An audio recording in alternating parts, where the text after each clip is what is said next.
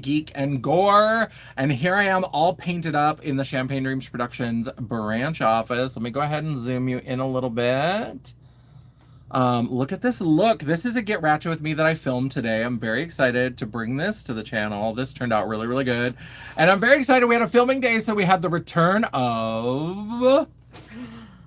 It's Angie! Yes. So some of the people, I realized that we haven't had a filming day in like a year because I've been trying to work out this like webcam filming, and I know the quality has been sketchy, so... The nice thing about that is that I'm going back to the old quality that I had, but it's going to look like an upgrade because I've been on that shitty webcam for so long. So at least it'll look better when we edit those videos together. So Angie is heading off for the night. She helped me. It's really late. We usually go out for food, but we recorded too late, so we'll have to get food some other time. Hello, Dawn. How are you doing? So this is the look I just wanted to pop on. What do we think? I decided to go for... a little bit. Hello, Dawn. Happy Saturday Night Live stream. Yes, absolutely. SNL Who. We are here to kind of talk about it. I wanted to do something. So the inspiration of this is like the RGB televisions. You remember like tube televisions? If you were a kid like me, at some point you got real close to the screen and you noticed that the screen had like there were all these little sections that each had 3 little bars, and there was a red, green, and a blue. And that was how earlier televisions would make the color. It was a combination of red value, blue value, and green value. And so that is still used in design and things like that. And so I wanted to pay a little homage to that with Made by Mitchell. So yes, we had a filming day today. We filmed my full brand review. It took a long time. We didn't get as many things filmed as I thought we would because that brand review took so long. Let me go ahead and switch it to all as well. All messages. Hello. So here we are. And so I was like, I want to do like a blue with a red. I thought that would be really fun, but I've done a lot of like blue and red looks. I did my Jaws look. And I did my Drag 101 tutorial where I did the red eye and the blue eye. So I was like, how can we make this different? And I thought, why don't we do red, blue, and green? So I did the like green lower lash line and a little bit of green into the inner corner. And I was like, that could be a fun way. And then I was able to wear, I have a red outfit that I'm wearing right now, red and pink. I had a blue outfit. I had a teal green outfit. So I was able to wear with a lot of different outfits. So I love that. Son, you got a granny panty on your head. Well, I don't know if you have seen a wig before. And I don't know if you've seen granny panties. I don't know what... This is not shaped at all like a granny panty. I don't know how you got that. I mean, I don't know how it happens. People end up on these live streams. I don't know where their carers are. I don't know what's happening. But if you think this looks like a granny panty, then I suggest you do a little research into granny panties. Because this is not it. I got granny panties on my booty. You want to see that? And then you can give it a little kiss. So we are just here. I'm feeling a little saucy tonight. We've been recording for a long time. I'm hungry. I ate lunch like 12 hours ago. I've had lots to drink, but I haven't had anything. I've had lots of soda. I've had a lot of that kind of stuff. And so I haven't had anything really to eat. Oh, I did have a couple filet of fish. Angie brought me a couple filet of fish when she came to film. Not like it all you want. I ain't wearing no drawers on my head. Not like it all you want. I ain't wearing no drawers on my head. You don't have to wear drawers on your head. I'm also not wearing drawers on my head. You seem to be going through something. I don't know what's happening. I don't know what's going on. Hello, Michael Joseph Hayward. How are you doing? Hello. How are you doing? So we are here. In case anyone is confused, because it looks like Yeppers is a little bit confused. These are not granny panties. This is actually a wig. Just in case anyone else was confused. Just in case you weren't sure. Girl, I'll check the material. I don't worry about that because I know that I look cute. I am feeling this look. I wasn't sure that I was going to go live, but then I just am feeling this look so much that I just don't want to wash it off. I just really don't want to wash it off. I'm going to film a few more TikToks. While Angie was like changing the battery on the camera in between things, I would film like a quick TikTok or two. And I'm going to have to film some more. I am so in love with this look. You shouldn't have gone live. Well, you might think that, but you don't have to be here. That's the thing. I'm always fascinated by people who are like, I don't want to watch you. They tell you that while they're sitting there watching you. Like, I don't know. I don't know. Maybe somebody there is there with a gun to your head telling you have to watch me. I'm certainly not there because I'm here live looking absolutely stunning and radiant. So I don't know what's going on. Yes, love your makeup, stay punk. Thank you. I appreciate that. Stephen Riddle. Hello. Yes, I absolutely, Dawn. I'm Paradox. You absolutely can leave, and you don't even have to tell us. This is not an airport. You do not have to announce your departure. You're free to just leave. You can just go. Just go. But you know what? I do appreciate it because, sorry, I've got a hair that is driving me crazy that I have to, God damn it, I have to get rid of it. There we go. Gone. My life is perfect. So I love that you leave a comment, even if it's a nasty comment, because YouTube does not care. YouTube does not care. Every comment is engagement and it helps push the video. So thank you for the support. I appreciate you. Hello, Grace. Hello. Thank you. Yes, the algorithm isn't a picky bitch, and neither am I. Like your eyebrows. Thank you, Angie Gupta. Sorry if I say any of the names wrong. I don't have my glasses on. I need glasses, and in fact, I'm old enough now that I have bifocals, and so when I don't wear them, I'm always like squinting at the screen. Thank you. So these eyes are made by Mitchell. This is a Get Ratchet With Me that's going to be coming to my channel right around the same time as my full brand review. We filmed the full brand review. I've been talking about that forever. This whole face is made by Mitchell, and so we filmed a Get Ratchet With Me. We filmed the full brand review of Made by Mitchell. We filmed a She-Ra video about my vintage She-Ra collection. We filmed part 1. We filmed my Barbie collection update. We filmed my Golden Girl collection update. We did a lot. We did a lot today. It was a lot. Go off. Go off. I've never seen you, Queen, but go off. Well, thank you, Angie Gupta. I love that. Mr. Palad, are you circumcised? Classy. You're going to have to buy me dinner first, or the cash equivalent. My PayPal and Venmo are linked in the description box.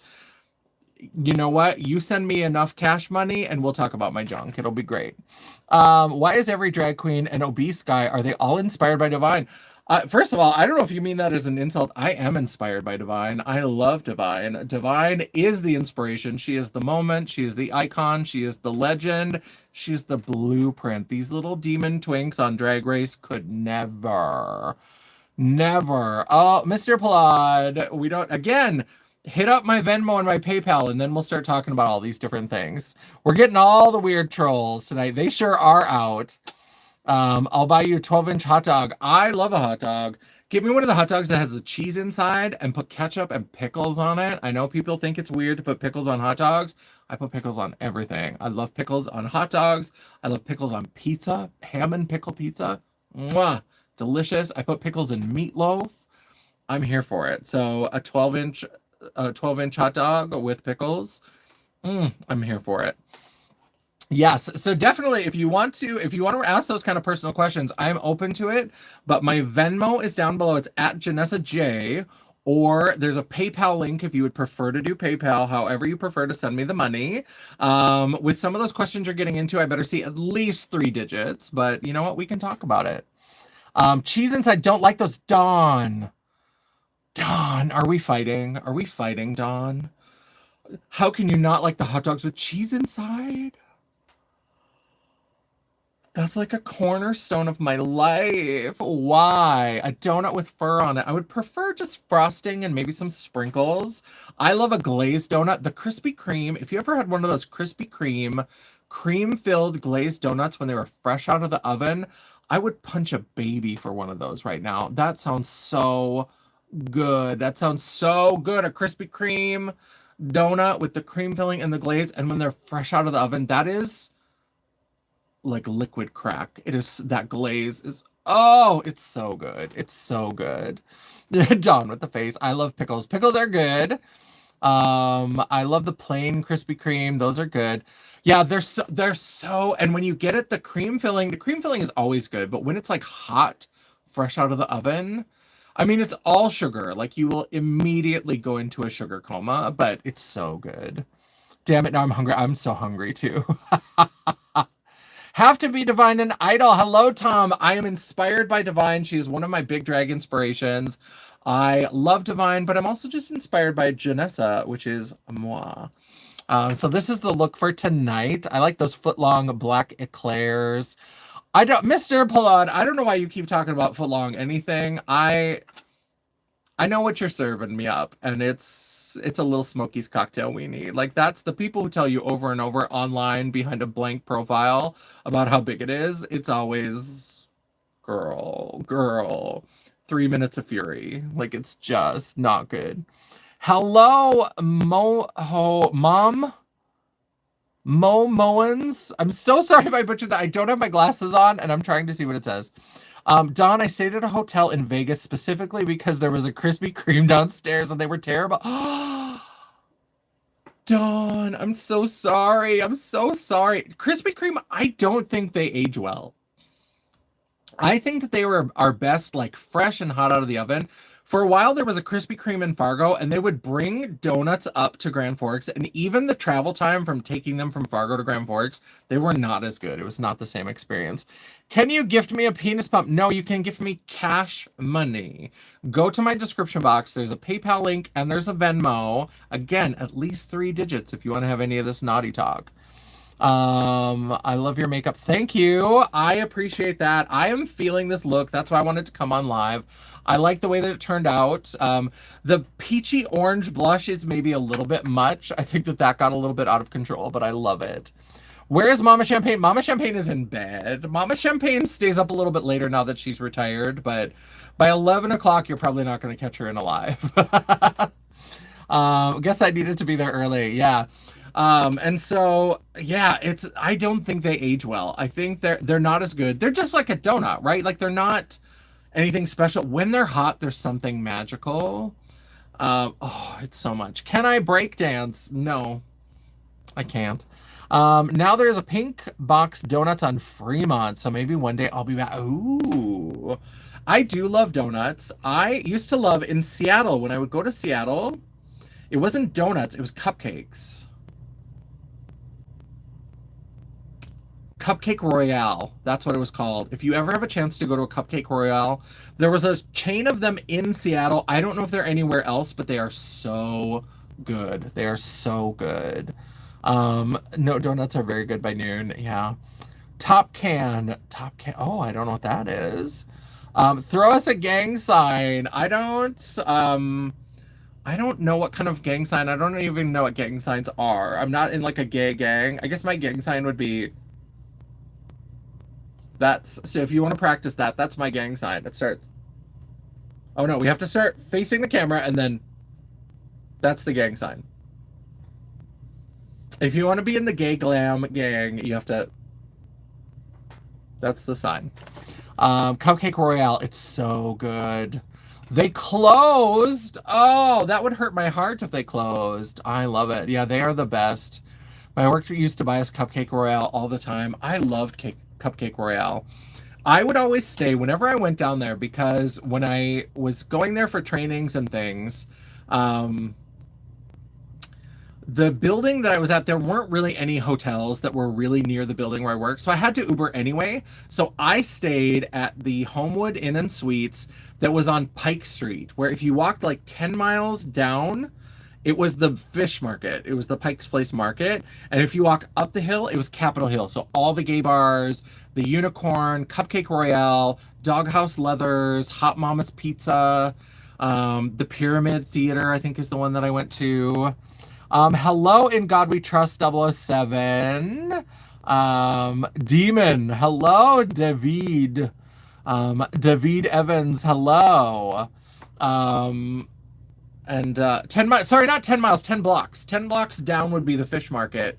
And then like up the hill would be, so I basically, what I would do is I would walk down and Uber back up, because there were so many there was like a good Thai restaurant that was down that way.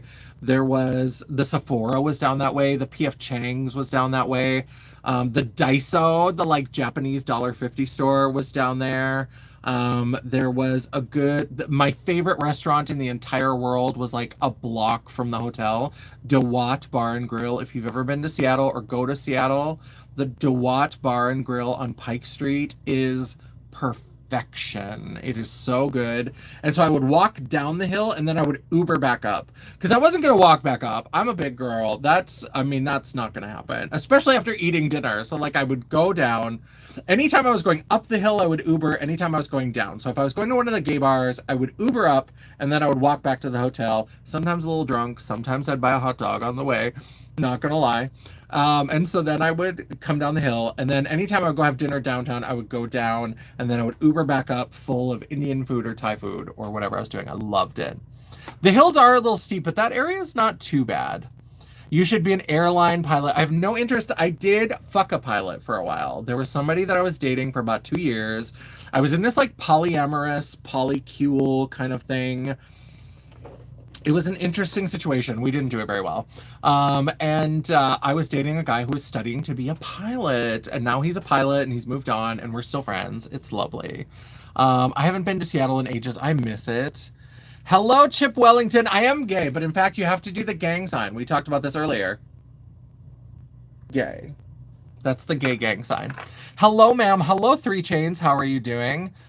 Can I sing YMCA? I could, but I won't because I haven't seen any notifications come up from Venmo. So you're making a lot of requests and not making a lot of payments. So I'm so sorry. I'm so sorry. I could, but I can't. So we are just talking and hanging out and chatting and seeing what's going on. Yeah, so I hope everybody is doing well. I hope everybody's having a lovely night. Are we living for this eye look? Because if you're not, you should be. I am obsessed with this. I had to come on live because I just want to look at it. Sometimes I paint a look, because this is like a different style. And when I put out the Get Ratchet With Me video, you're going to see, I decided to try something a little bit different. And that was one of the things that Dion and I talked about for... Was it this year or was it last year? It might have been last year. We talked about halo eyes, and then she kind of expanded it out into other different eye shapes. And this is a very different eye shape for me. And I actually really, really like it. Which palette, or is it single? So it's all made by Mitchell, but I actually took stuff from 4 different palettes. So when you see the Get Ratchet With Me, you'll be able to see which shades are from where, but I had the Feet on the Ground palette from his very first release ever. The Where the Mangoes palette, that kind of rainbow tropical palette. The photo frame palette, I think it has a name, but it doesn't say it on it. And it serves as a photo frame. It's got a little easel back, and it has an open spot where you can put a photo. And then a little 4 quad in that awful M packaging that he does sometimes that's like shaped like an M. I think I moved it, so I don't think it's all... Do I have anything nearby? Yeah, I don't have anything grabbable that is that, but it's the little green 4-pan, so I use that as well. So those are the blue one. I used the blue one. The green I got from the Feet on the Ground. Don't listen. Watch the Get Ratchet With Me. Clearly, I'm at the end of my day and I don't know what I'm talking about. And so yeah, it's all made by Mitchell. So this whole face is made by Mitchell. The only thing that isn't made by Mitchell is I used the Blend Bunny Omni Lash for the mascara and Blend Bunny lashes. And the base of the eyebrows is a cake liner from Glisten. But then the shadow on top of that is made by Mitchell. So everything else is made by Mitchell. Oh, except now I did have a different lip on earlier. So now this lip is... what is this lip? It's a Revlon Glimmer Gloss and a pink lipstick. I don't remember what pink lipstick. The other one started to wear off, and since I did a Barbie video, I decided to put on a Barbie pink lip. And so the original lip that was with this look is from Made by Mitchell. This is not. So I should clarify that. What the fuck is this? This has got to be an Erica Kurt cross-dresser. I think you mean Erica Kirk. No, this is not, but I do appreciate people who are lampooning Erica Kirk because she is a terrible, terrible person. She's a real cunt. So, let's see what we have. I love Feet on the Ground. I do too, Grace. I love it so much. I love it. I love Feet on the Ground. What is this? Cherry Blush. Noah, so we don't have any cherry blush on tonight. We do have some peachy blush, and we have like 7 or 9 cheek products on for the blush and highlight. Cupcake Royale still open. I love Cupcake Royale. Dude, what's it like being in your 40s and dressing like a woman? I think you're trying, I think you think that that's a serve, but I am actually in my 40s, and I don't know if I'm dressed like a woman. I'm dressed like a drag queen. I mean, I think there are some real women who like dress like this and look like this, and I love that for them. I love that journey. I'm not trying to look like a woman. I'm trying to look like an inspiration. I'm trying to look like a moment. So I know you think that that's like like an insult, but like I am in my 40s and I am a drag queen. So thank you for stating facts, Reading Rainbow. Dawn, she's a dang mess. She is a dang mess. Anyone want to trade? My nickname is Locks495. Just send a message. I'm available. Can you message on YouTube? Do you know what platform you're on? I love you. Not my proudest fap. Well, you know what? If you have gotten pleasure from my image, I appreciate that. I do have my PayPal and my Venmo listed in the description box. So feel free to send me a little gifty for the pleasure I brought into your life. Hello, Hypernova. Hello, honey.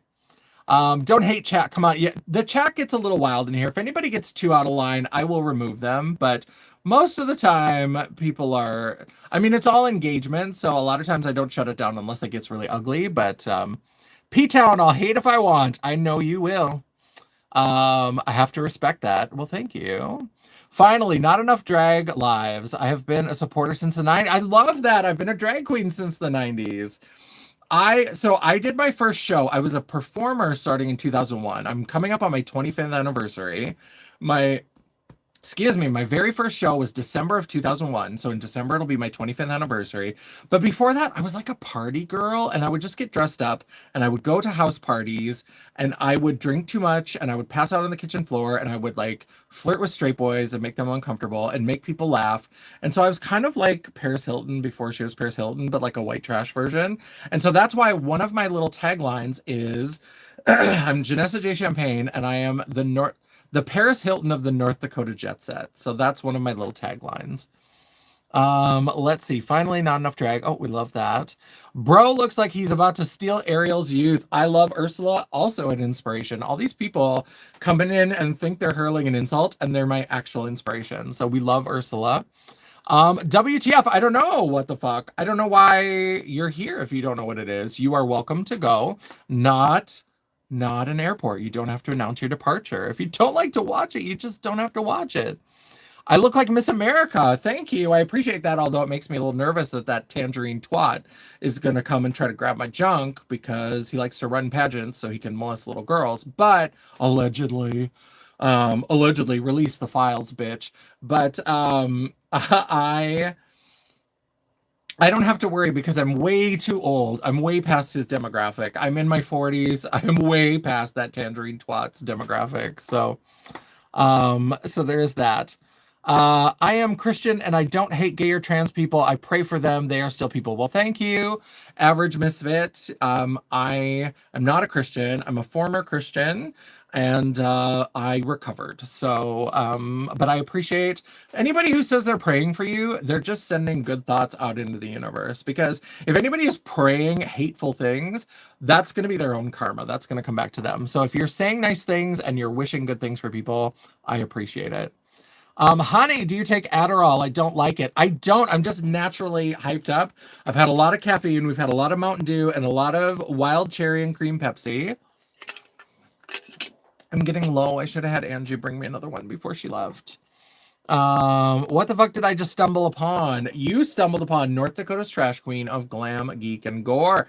So you should subscribe because I do videos about vintage toys. I do makeup reviews and makeup applications. I do horror movie videos. My most recent video was all about Leprechaun to celebrate St. Patrick's Day. I do lots of these lives, so you can always stumble back again and catch me live and see what I'm talking about.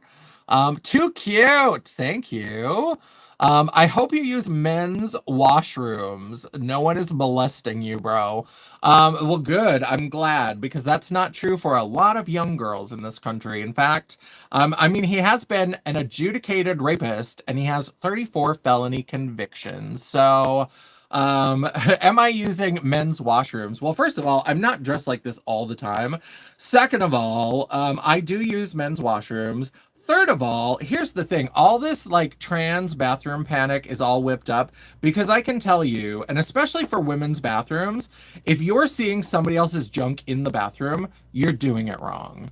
I don't know what you're doing that you're seeing somebody else's junk. I don't know what everybody's kind of trying to pretend like it's this free for all where everybody's just peeing into a pit in the middle of a room. Like, it's not real. It's all just made up so we don't release the files because our government is run by pedophiles. So that's what we can do with that. Spit some Wu-Tang Clan. I don't actually know any Wu-Tang Clan. I know it would be surprising to look at me and think that I'm not well-versed on Wu-Tang Clan. I know I've heard some songs and I did like them, but I'm much more if you wanted some like Lady Gaga, if you wanted some Taylor Swift. I mean, look at this face. Of course I like Taylor Swift. I'm such a basic white girl. No one is molesting you, bro. We know that. Have you heard of Cindy Lee? I have not heard of Cindy Lee. I do not know who Cindy Lee is. I will maybe try to Google that. I need to try that flavor, but they are $7 a box. Ooh, flavor of what? I'm sorry, I'm behind on the chat. So sometimes I get disconnected and then I don't know what the flavor is. I need to try that. Oh, the Pepsi. The wild cherry and cream Pepsi, this is really good. I really, really like it. If that's what you were talking about, I recommend it. If you see it on sale, pick it up because it's so good. Pepsi not healthy. The world is on fire, dude. I don't know what to tell you. I understand that, like, yes, I could be here with a spring water with some cucumber cut up in it. The world is on fire. If I want a wild cherry Pepsi, just let me live. I don't know what to tell you. Hog reveal when? I don't know. Are we revealing a hog? Is that a thing? Is that happening? I don't know what you're talking about, but if there's a reveal, I love mystery boxes. I love reveals. I'm here for it. You're not a girl. Stop LARPing. Oh, that's a good one. See, here's the thing. Most of the time, people who come on to say hateful things, they're always, if you notice, look at the side, they're always behind blank profiles. All these internet keyboard warriors are little scared incel boys. They probably joined ICE for the camaraderie. Like, they're all terrible. They all come on and they think they're hurling insults. Half the time, they're just stating facts. And, like, at least make it funny. At least make it interesting and kind of funny.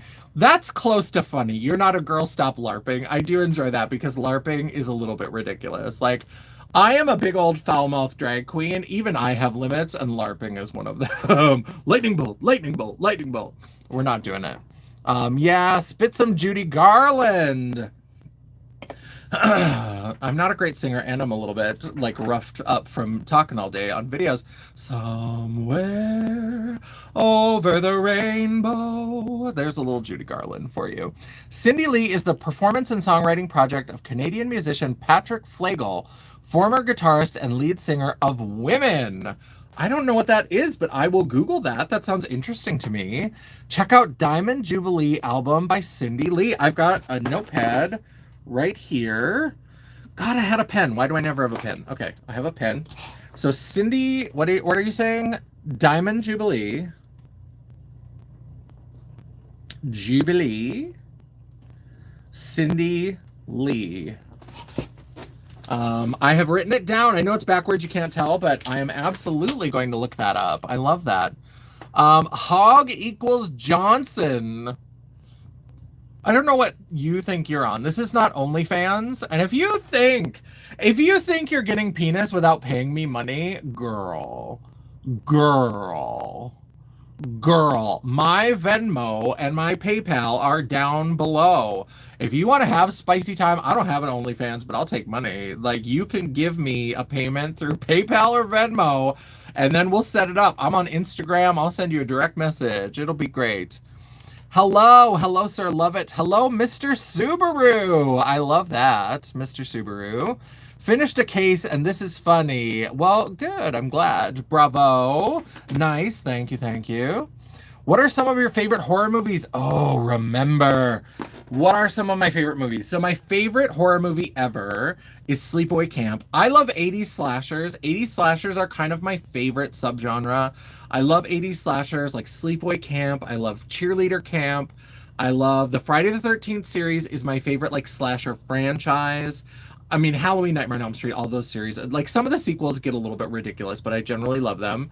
I love paranoia horror. So it makes me nervous. I can't watch it all the time, but I love like the Stepford Wives. I love The Invitation by Karen Kusama. So good. Jennifer's Body is really, really good. Written by Diablo Cody. Lisa Frankenstein is really, really good. There's been a lot of good horror. I love the Smile movies. I think they are so smart. I think they are so good. I have videos on my channel. Subscribe to my channel. And if you check out my horror playlist, I've got videos about some of the Scream movies, some of the Halloween movies, about the Smile movies, about Leprechaun is my newest video that just came out. So, there are so many good horror movie videos on my channel. So subscribe, stick around. To get Cupcake Royale delivery, it has to be 2 dozen and it's $72. Dawn, that's too much. I love Cupcake Royale, but that's too much for me. That is crazy amount.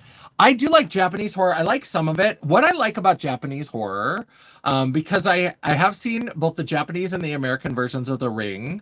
I do like The Ring. And what I like about Japanese horror is that in American horror, there's always like a happy ending, right? So like if you find the body and if you like lay it to rest and you do the right things and you right the wrong and blah, blah, blah, blah, blah, everybody that lives gets to have a happy ending.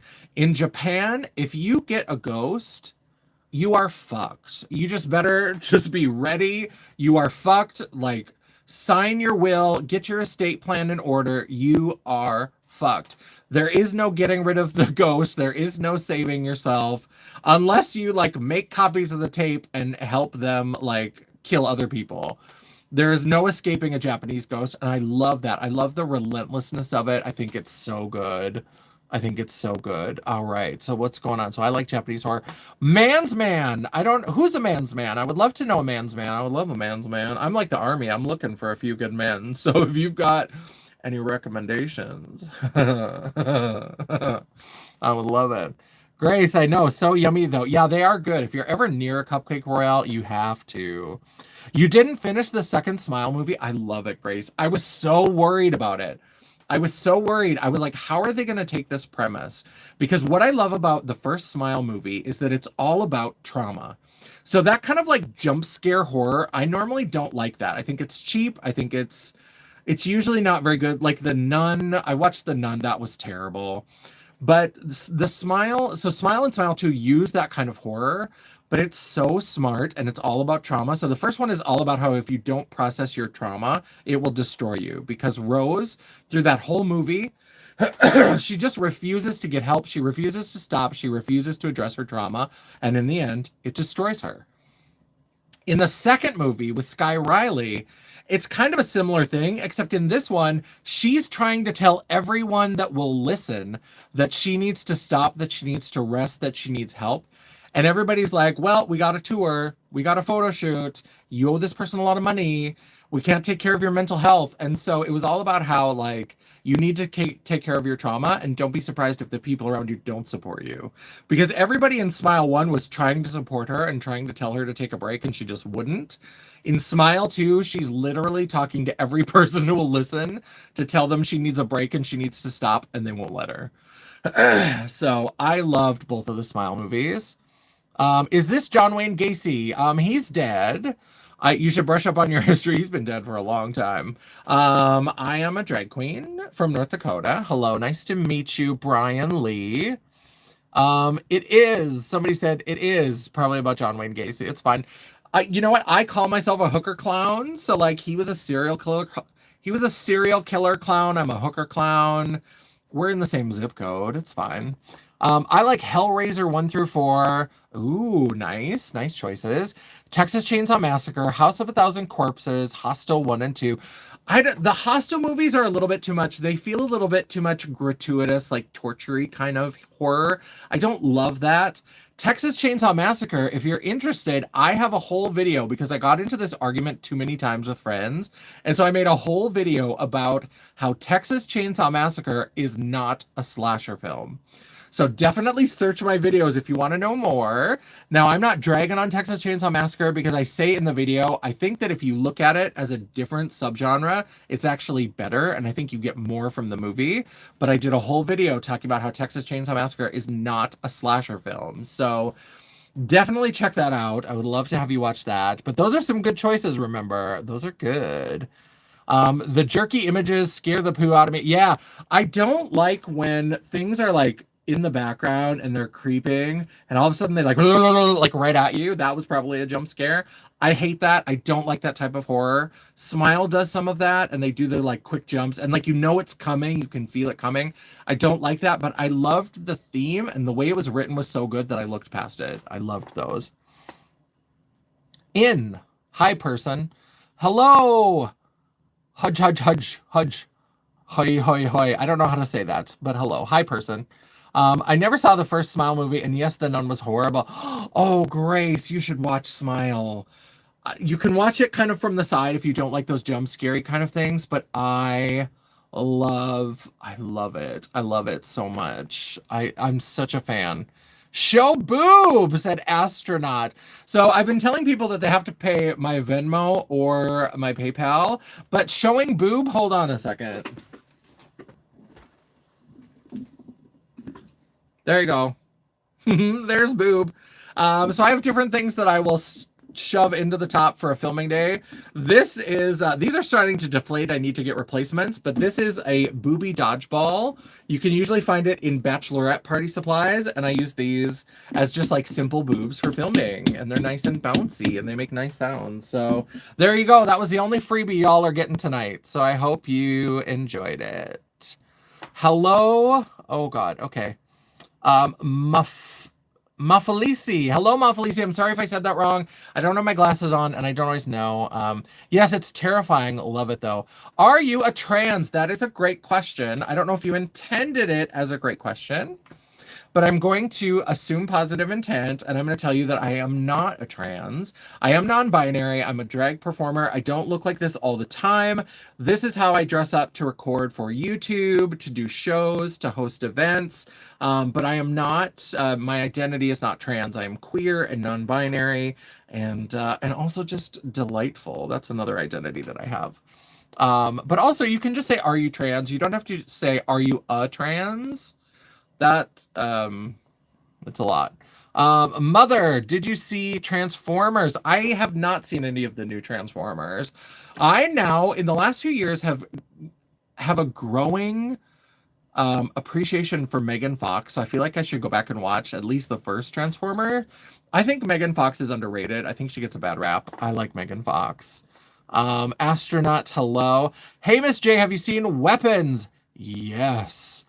Weapons is really good. Now, here's the thing that when I first saw Weapons, I wasn't sure that I liked it. And here's why. Because Weapons is a good movie. Weapons is a good, solid movie. I think Amy Madigan deserved that Oscar. I think she deserved it 100%. However, I think that Weapons suffered from the hype. Because when I got done, I was like, did I even like this movie? And then I had to like watch it again when it came out on streaming, and I had to think about it, and I was like, oh, I really did like this movie. This is a good movie. But all of the like articles and everything that were out when Weapons came out, they were all like, this is the most game-changing horror of the last 50 years. This is the best horror movie you're ever gonna see. Like, it just was on and on and on about how this was like such a life changer. It's not. It's just a good movie. Like, it's just a good, smart, well-plotted, interesting choices horror movie. That's all it is. And so I think that if you didn't like it, try to step away from the hype and watch it again, because it is a good movie. But I wasn't even sure I liked it when I first watched it, because I was like, I think that happens to me when I sometimes have these expectations. Another movie, this is not horror, but The House Bunny. I was so excited for The House Bunny. I love Anna Faris. I love Emma Stone. I love all of the other people. Kat Dennings is in it. It's so good. It's so, so good. But then the trailers looked so funny. And then I watched it and I was like, what? Is this it? Like, I just kept waiting for it to be funnier. And it wasn't. It took me a long time. And now I'm like, that film is fucking brilliant. It is so funny. Carrie Mae. Like, it's so good. It is so funny. But there was so much hype about how good it was going to be that I, like, talked myself out of enjoying it. Sorry if I'm behind on the chat again. We got into some... If you ask me about things that I love, then it gets... I'm from the Middle East. I've never seen a trans before. So you can say a trans person or are you trans? And so am I a trans? I'm not a trans. I'm not trans. Again, I know that English is not your first language. And so people might assume that you have a negative intent. So that's just, I'm just trying to like help in terms of like, if this is a discussion that you want to have in good faith, generally you would want to ask, are you trans or are you a trans person? But when you say, are you a trans, I can understand it because now that you tell me you're from the Middle East and it's a language difference, I have more appreciation for that.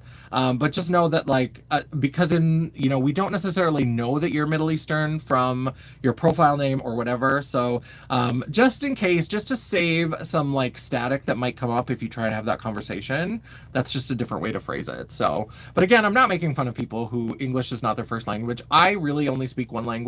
I have a little bit of German and I took one semester of French and I was terrible. So like, I have respect for people of multiple languages. So if you are actually like trying to have that conversation in good faith, then that's just how I would maybe phrase it to save a little bit of potential static. But we love to have you here. Fell off who, where, when, I don't know. I don't know what that means. My son likes the first smile. He's right. He's a smart boy. Listen to him. I identify as oh Lord, what is, I can't tell what that emoji is.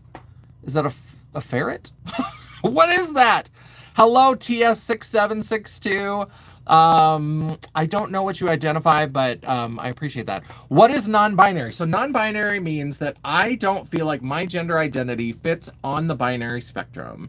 So it's different from cisgender. So cisgender means that somebody's gender identity, their internal understanding of their gender, aligns with the sex that they were assigned at birth.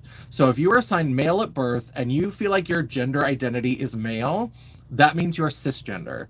Someone who is transgender or non-binary or non-gender conforming, all of those terms mean that there's different ways that your like internal, how you feel about your gender and what was on your birth certificate don't necessarily line up. So it's different for everybody. It's too long to get into now, but I'm just a curious Middle Eastern guy. You know what? I appreciate that you're asking the questions and I appreciate that you ask them respectfully and I appreciate that you come to that conversation.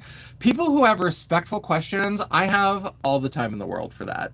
When people come on to be haters, that's when I'm like, okay, hit my Venmo or get out of here. Like, I don't have time.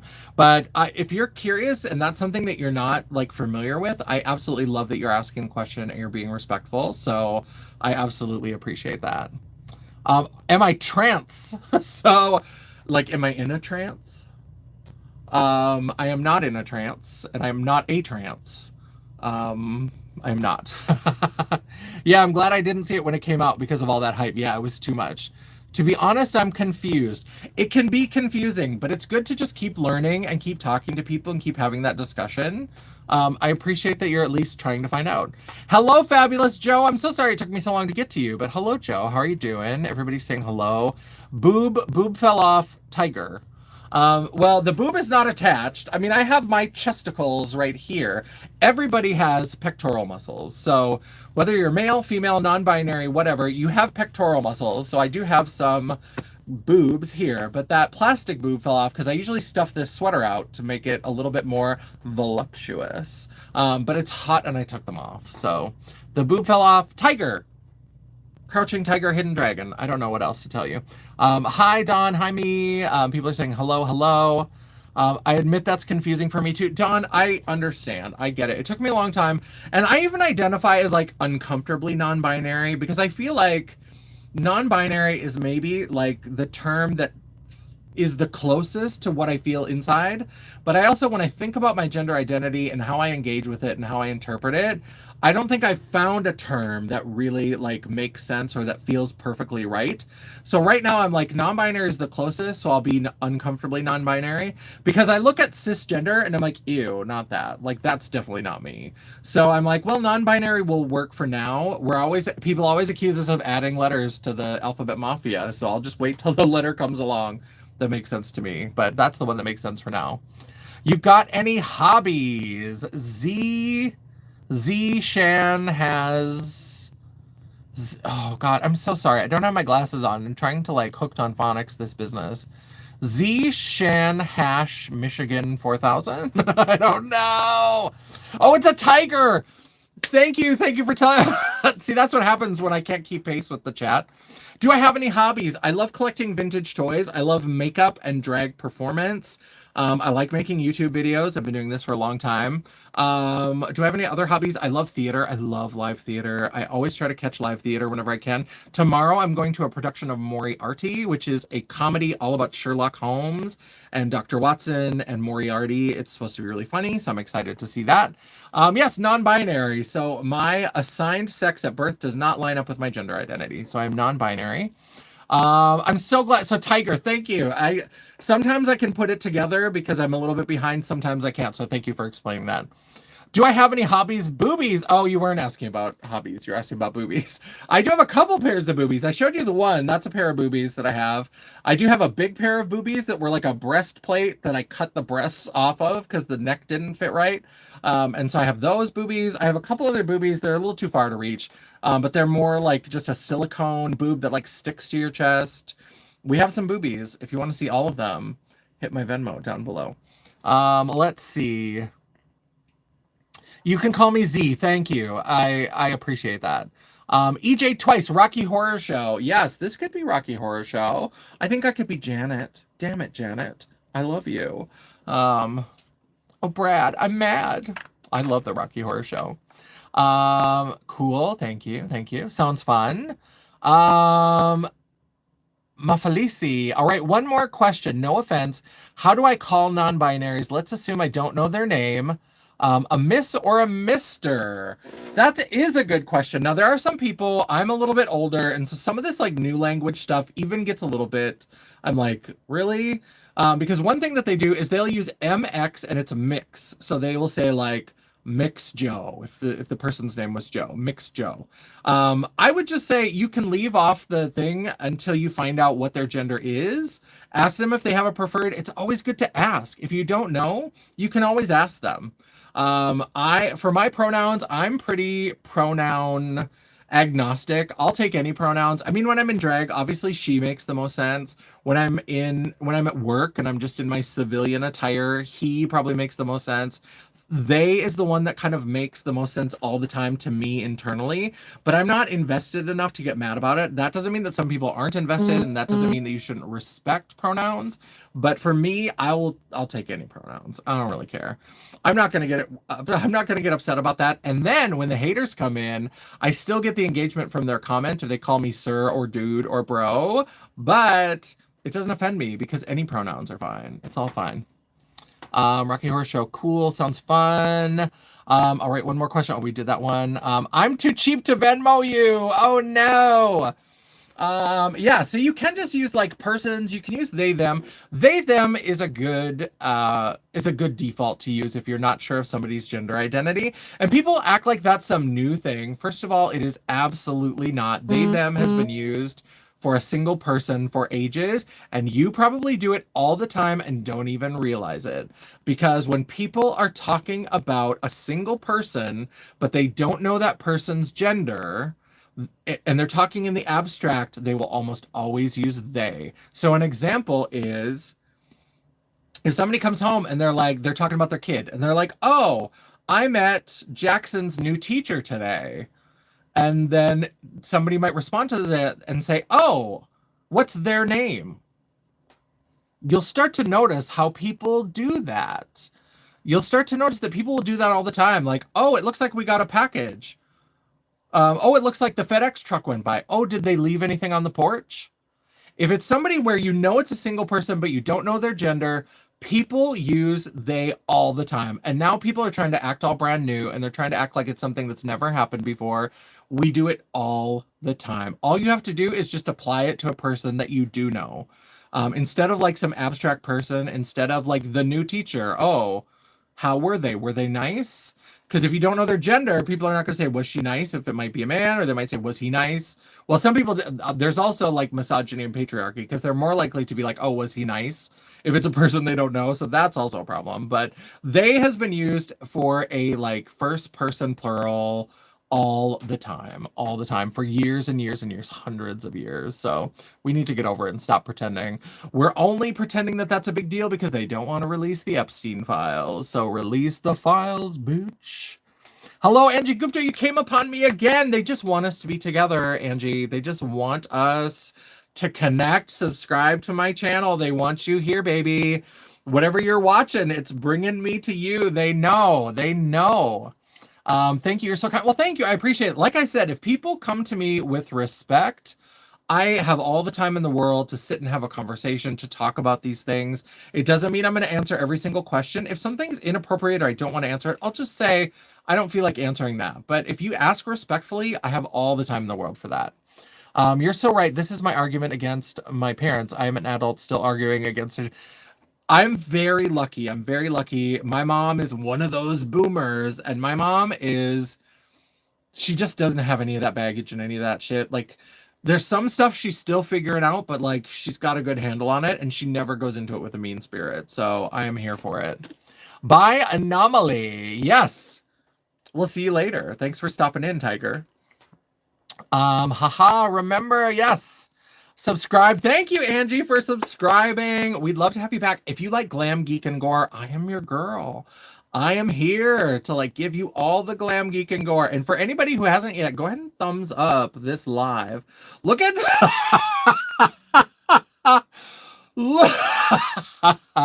this Get Ratchet With Me is going to come out, and you're going to see that I struggled with this foundation. Look when I hold up my pasty, pale hand. This is why Trixie Mattel says always do hand makeup, because look at this hand next to my face.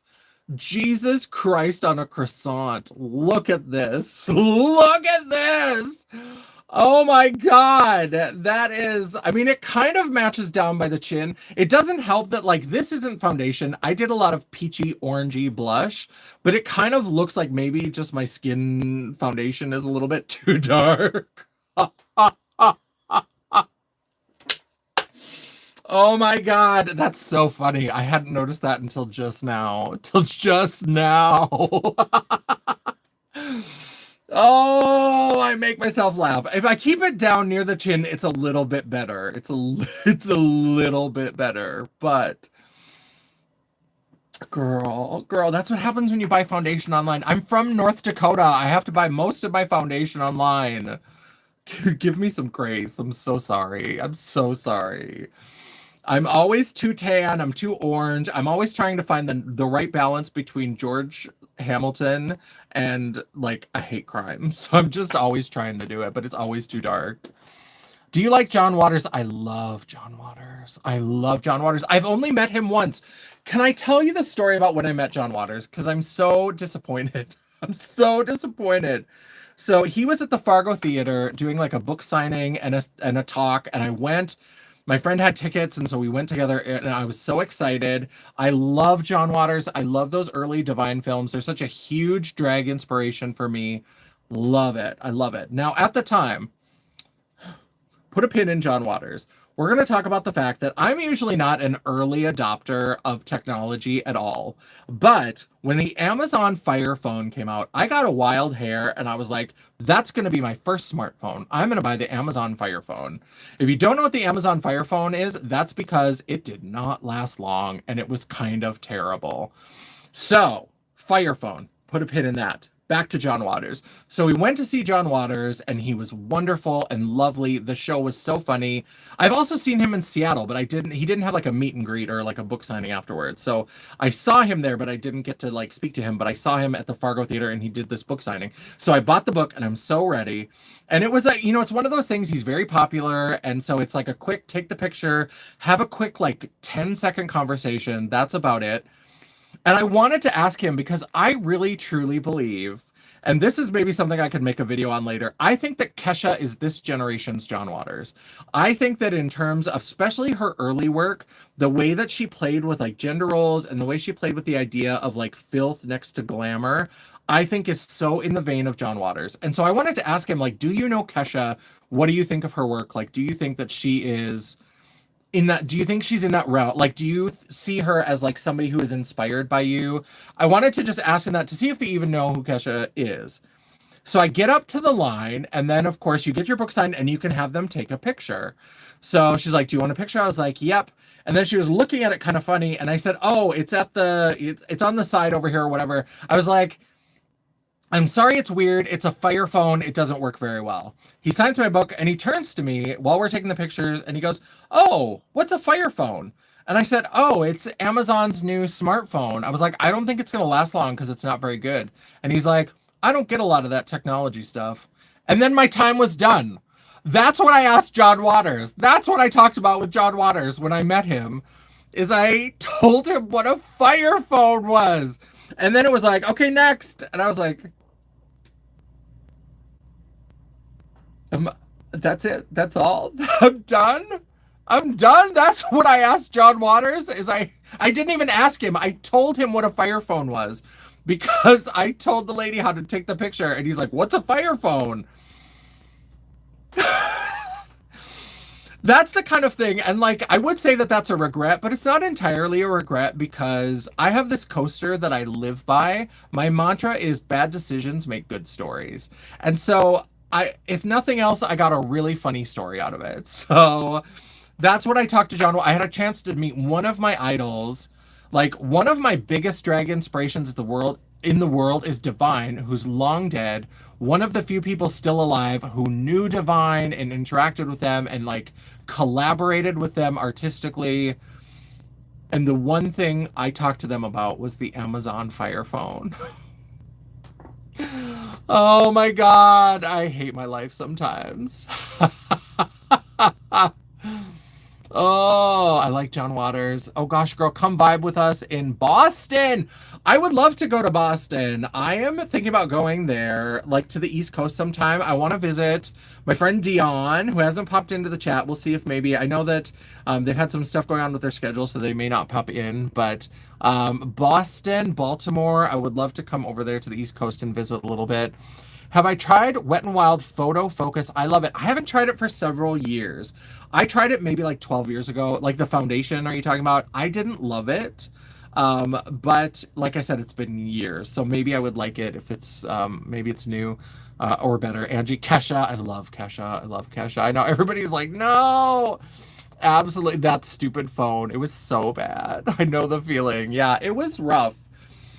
It took me a while to come to terms with that. It took me a while to come to terms with the fact that when I spoke to John Waters, I told him what the Fire phone was and then left. It's so unfair. It's so unfair. I'm just going to re-gloss. I am living for oopy goopy lips lately. And I just need more oopy goopy. I just do. The second time I met him, I was exhausted because I had to walk around the city to find the right building, so I had nothing much to say to him. I was emotionally drained, but he signed my book anyway. He's a lovely man. I love him, and he's also like a straight shooter.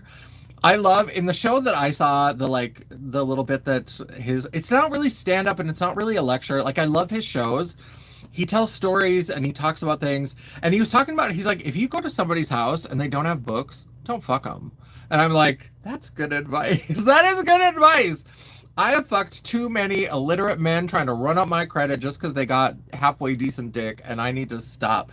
If they don't got books in their house, don't fuck them. I love that. Oh, I love it. Absolutely. I love some John Waters. One time I was in Seattle. This is why I used to travel to Seattle for work a lot, and I loved it because I always found adventures. One time I was on the way to, because let me tell you, I love theater and I would go to theater shows all the time. I was like, you know what? When I'm working, you own my ass from 8 to 5:30. Absolutely. I will be here. I'll do a good job. Once 5:30 hits and I've turned in my final report for the day, don't fucking talk to me. Don't text me. Don't call me. You don't know my name. You don't know my number. You don't know nothing. My time is mine from then on. So I was going to whatever theater I could find. And up on Capitol Hill, I went to a Ben de la Creme show. It was the Inferno a Go-Go, where basically she did this like psycho beach party remix of Dante's Inferno. It was so good. The section on like the seventh or the sixth layer of hell, I think it is like the suicides. Tears. It had me in tears. It was so good. Brilliant. I just absolutely, I've seen a couple Ben de la Creme shows and he is so smart. He's so brilliant. And I was going to Inferno a Go-Go and and we drove past the Egyptian Theater, not the Pyramid Theater, the Egyptian, I think is what it is. And they had a sign, they were like midnight showing of John Waters' Multiple Maniacs, and they were like hosted by Peaches Christ with Mink Stole. And I was like, and I had been at work all day. This was maybe like a Friday. And so I had worked the whole week, full days. And I was like, I'm going to be at another show. And I was like, I don't care. So once that other show got out at like 10, I went to Hot Mama's Pizza and I had a couple slices and I just kind of walked around the Capitol Hill neighborhood and then went to that show. I think I started to fall asleep at the end, but at the beginning it had Peaches Christ, it had Mint Stole. Oh my God, it was so good. And that movie is weird and wild and love it. I love it. Yeah. Oh, it was so good. Okay, but the Sephora Tabasco Lippy. I don't know what that is. Did they have like a Tabasco collab? I remember when Fenty did that weird collab where like, is it lipstick or is it ketchup? That was strange, but I don't remember. What's your favorite musical? Company. I am a Sondheim fan.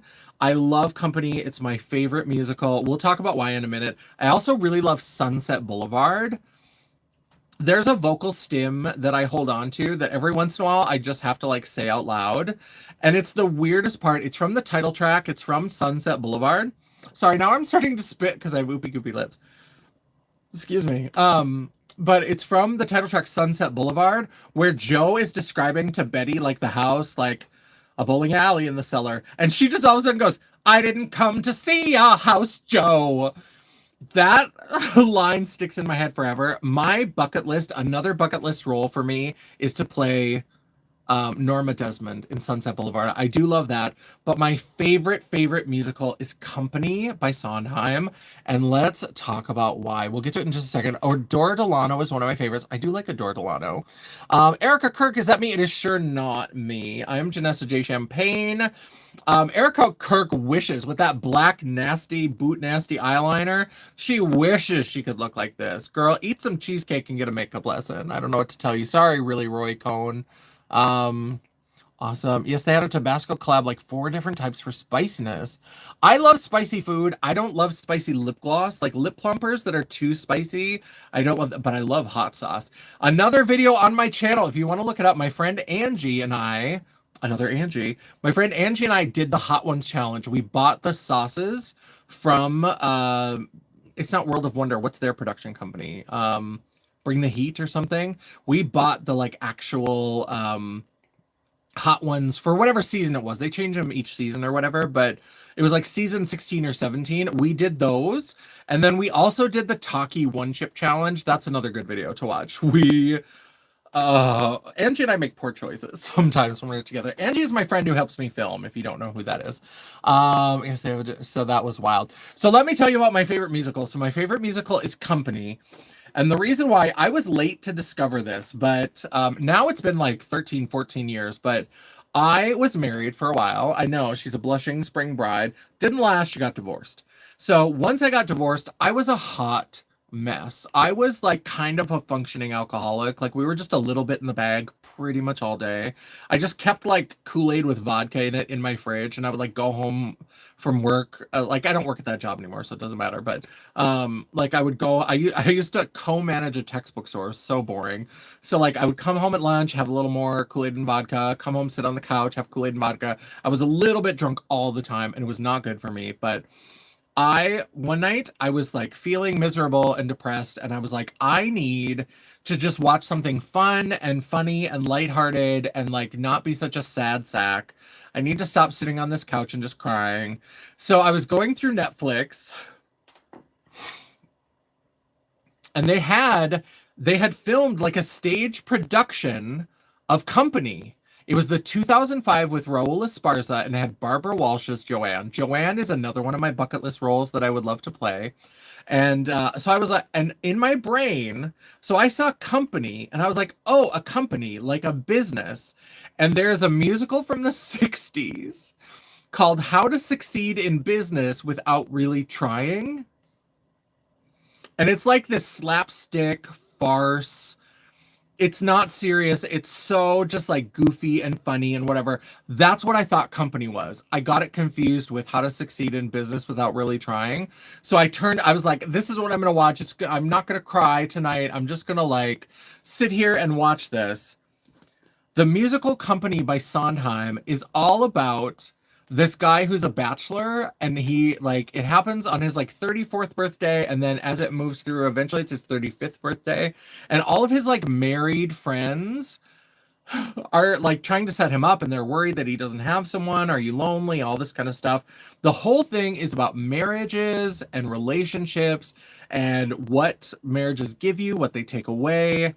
There's like, it's always, what is it? Like, it's always beautiful, it's always awful. Like, there's this song where this person is like, marriage is always awful and beautiful. It's always like perfect and terrible at the same time. It's a beautiful song.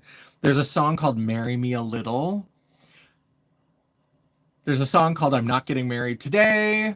Like, it's just, the whole thing is beautiful, and Barbara Walsh's Joanne is show-stopping. I stand behind, she's the best Joanne ever. That's a TED Talk I'll save for another time, but I watched it, 2.5 hours of ugly crying watching this thing, and afterwards I was like, well, girl, we are trauma bonded. Company is now my favorite musical. It will be forever. It, like, even though it wasn't what I was looking for that night, it was 100% what I needed. Like, it was absolutely what I needed.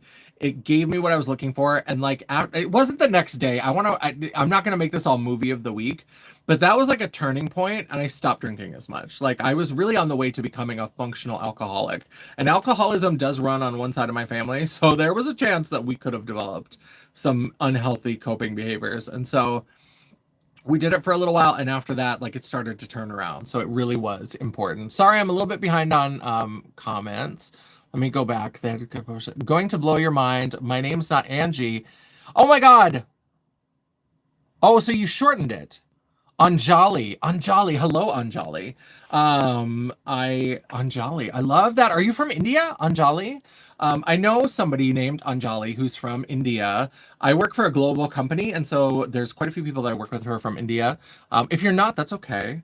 That's just somebody, the person that I know is from India. And that name is very beautiful. Friends. Like, did I watch the movie Friends, or the TV show Friends? I don't know what that means. Sorry, I'm behind. It happens, girl. I appreciate that. Gay. You are right. Absolutely gay, but don't forget the hand gesture. Chip Wellington. Who am I? Ev Landshut. I am Janessa J. Champagne, and I am North Dakota's trash queen of glam, geek, and gore. And I had a filming day today, so I thought I am just living for this look that we created using Made by Mitchell products. So I decided to come on and just chat and see how people are doing. Business is gay.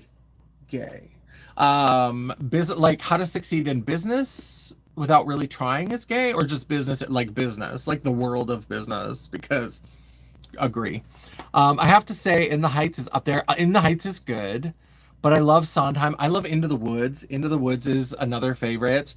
I saw that when I was in high school, and it like kind of blew my mind a little bit, because that was the first time that I started to like deconstruct fairy tales and like, what are they actually teaching us? Like, fairy tales, not only, first of all, the original versions are like violent and disgusting and terrible, and they're really bad, but in a great way. If you love horror, read original, like, there's lots of versions because the Grimm's brothers didn't write them, but they collected them. They were like folk stories, and they weren't necessarily for children. They were like stories that adults told around the campfire, and like there's some horrific stuff in there, but it was one of the first times that I really like unpacked some of the Disney princess mentality, and I was like, oh shit, like those are really teaching us bad things. I loved it.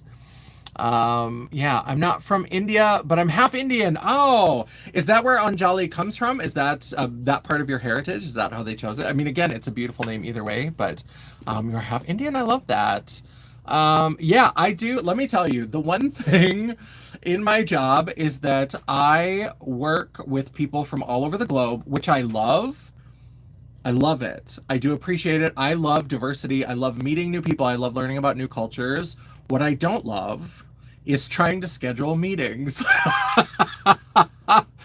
Because if I'm trying to schedule with somebody in India, and they work like different schedules. They don't work like an 8 to 5. So like trying to find, if I have to meet with them, I usually have to meet at like 8 in the morning. And then sometimes then I have to work with like people from Japan and China. Japan and China, they tend to work like an 8 to 5. So like 8 p.m. my time is like 8 p.m. or 7 p.m. their time. So like 8 p.m. my time is like 7 a.m. their time. And so usually I'm a night owl. I don't like to be up early in the morning. And so I will sometimes shift my day a little bit later so that I can meet at like 8 o'clock with the people from China and Japan. If I have to meet with people from India and China or Japan on the same day, girl, you better up the Mountain Dew because I need the caffeine. I can't take it because I'll have to be at like 8 o'clock in the morning. I'll be on with India, and then 8 o'clock at night, I'll be on with China or Japan. And I'm just like, sometimes I take a nap in the middle of the day. I just am like, I'm here for like a 12-hour day. I can take a nap in the middle. It's fine. So far, I also work with international clients. It's so tough. I'm too pretty to be smart. I mean, check the material, but trying to figure out time zones, I have trouble scheduling with Seattle, and all I have to do is remember to subtract 2 hours. So like, it's bad. It gets bad. Like you always have to be up. Yeah, it's wild times. And so so that's the thing now. Sorry, I have to itch my nose. I'm not picking my nose, I promise, but I have these sharp little nails and I have an itch, so it's perfect. But there are times where now I just am at the point where, especially if somebody's in the North America zone, if they're anywhere in North America, we have people from like Brazil and Mexico and different places like that. So if they're in the North America region, if you try to schedule a meeting with me before 10 a.m. my time, no. Just no. Just no. You are in a range of time that there's no reason why I should have to start my day earlier to meet with you, because there's some of these people, like I work a Seattle 8 to 5. So I'm in Central Time Zone because I'm in North Dakota. So our 10 to 7 lines up perfectly with an 8 to 5 in Seattle. So that should be perfect because a lot of people I work with in Seattle, the people that I know in Seattle like to work at the goddamn crack of dawn. They want to be at work at like 6 in the morning, which is my 8 a.m. And I'm just like, no, you make your coffee, walk on your treadmill at your standing desk, whatever you're doing, hang out for 2 hours. I will see you at 10 o'clock my time. I just will not take a meeting before 10 a.m. my time, and especially Mondays. When I leave for the weekend, I'm gone. I'm not thinking about my calendar. I'm not thinking about my schedule. And so now I have a permanent block from 8 a.m. to 10 a.m. on my calendar every Monday, because I just won't. If I do happen to get in earlier, sometimes I do make it in earlier. That is my time to go through my email and to like adjust to the week and get ready and plan out projects. I'm not having a meeting on a Monday morning at 8 a.m. Get the fuck out of here. If you are from another place, if you're from India or something where I have to like be on a little bit earlier, sometimes if we meet from people from the Middle East, that gets a little bit early. Europe is sometimes a little bit early, but usually 10 o'clock I can catch them at the very end of their day. So sometimes I'll make an exception, but then I'll just move the meeting to Tuesday. I'm not doing it on a Monday. Monday, 8 to 10 is a void. It does not exist in my world. It just does not. Yeah, you always have to be up. It's too much. So real. I'm like, I'm just a girl. What do you want me to do? Exactly. I'm one person. Why do I have to meet with the entire globe? Like, could we just schedule it on different days? Like, people are aggressive with the meetings in my world. And I'm just like, could we just schedule it on different days? Could we just have different days? I'll come in at 8 o'clock one day and be here till 9 o'clock p.m. the next day. Why do they have to be the same day? Oh, girl, in tech sales, they make me wake up at 8 a.m. Eastern. No, I can't do it. For real, like, let me vibe. Ain't nobody want to wake up. Exactly. Monday, I need to reorient myself to the office because, first of all, if I have a meeting with you at 8 a.m. on a Monday, if I remember to show up, if I haven't blanked it out over the weekend, you're going to get dumb Janessa. I don't know anything at 8 o'clock in the morning on a Monday. Even if I were to come in, I might get there at 8. I don't show up till 10. That's what we're saying.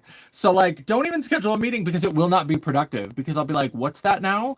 And if it's like things where you've already sent me the link, I'm not even going to look for it. I'm just going to be like, can you send me that link? And they're like, oh, I sent it last week. And I'm like, well, that was last week. Now it's Monday morning at 8:30, so I need you to send me that link. Unless you want me to spend 20 minutes looking for it. So please send it. Thank you. They act like you're not a professional if you're not up at the crack of fucking dawn.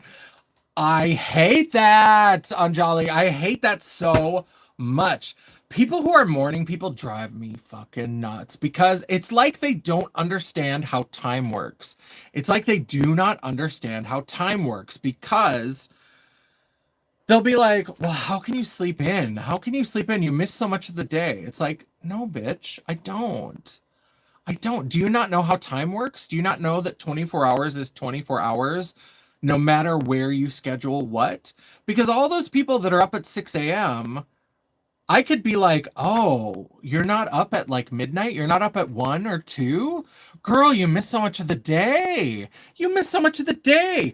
I'm not missing anything of the day. I might be missing some of the daylight, but I'm not missing any of the day. If I sleep for 8 hours and you sleep for 8 hours, we have the same amount of day. We just have it at different times. Let me live.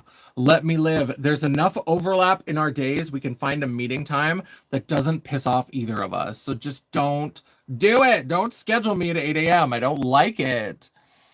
Me at 8 a.m. on a Monday before my matcha latte. Exactly. He's like, what do you mean you're going to the gym at 6? The gym at 6 a.m. Those people are diabolical. I check their crawl spaces. Those people are murderers. Do you notice how it's always joggers at like 5 a.m. who find the bodies? I'm not convinced that some of those joggers didn't put the bodies there. I think we should be checking into that. I think we need to be watching those ornery morning persons. I think we need to be watching them. I think that they are the problem. I think that because joggers are never suspected. You're always just the one who found the body. Nobody's going to suspect you. That's the best alibi. They're just going to be like, oh, it was just running along. Found this body. Why are you covered in blood? Well, you know what? I found this body and I guess blood got all over. Why are you holding that knife? I mean, I'm jogging at 5 o'clock in the morning. I have to protect myself. People have to protect themselves from you, early morning jogger. I think they are the ones killing all the people and leaving them in the parks. Girl, it's a conspiracy theory, but sometimes those are true. So I think somebody should check into that. I think somebody should check into those joggers. I don't trust them. I don't believe it. I don't. I'm going to need you to give an immediate DNA sample if you're a jogger who finds a body. I need to know that you are not connected. It's 3 a.m. right now, and I'm happy to... Yes, I am a late person, and it's weird. My mind is most active and creative late in the day. And so first of all, they want to complain because I want to be there 10 to 7. It's like, well, actually... if I could work my schedule the right way, and if I was better about getting up early enough to do some of my like day tasks before work, I like to get out of bed and go to work and then do stuff after work. But like my mind is most active and creative and productive at like 10 p.m. I go from like 10 to midnight. That is my sweet spot. And then I need from like 1 to like 1 or maybe 1:30 to like decompress and get ready for bed. And then I get up and do it again. In the mornings, I'm terrible. The earlier I have to get up, the worse I am, but I'm not good in the mornings. I pick up a little bit in the afternoon. So like I do most of my best productive work at work in the afternoon. And then the evening, it starts to get a little better. I finish up a lot of stuff before I head out for the day. And then any stuff that I want to work on, like my YouTube filming, 10 to midnight. Love it. Conspiracy theory is not going to lie. So true. I mean, they can't all be fake. A lot of them are garbage. Like a lot of them are garbage. I just remember like sometimes people fall for like the dumb ones. I had this friend, I actually had to unfriend her on Facebook. Oh, sorry. My lip line bled a little bit. I had to unfriend her because she believed all that shit. Do you remember when there was that weird conspiracy theory about like people were human trafficking young girls through Wayfair? Do you remember that?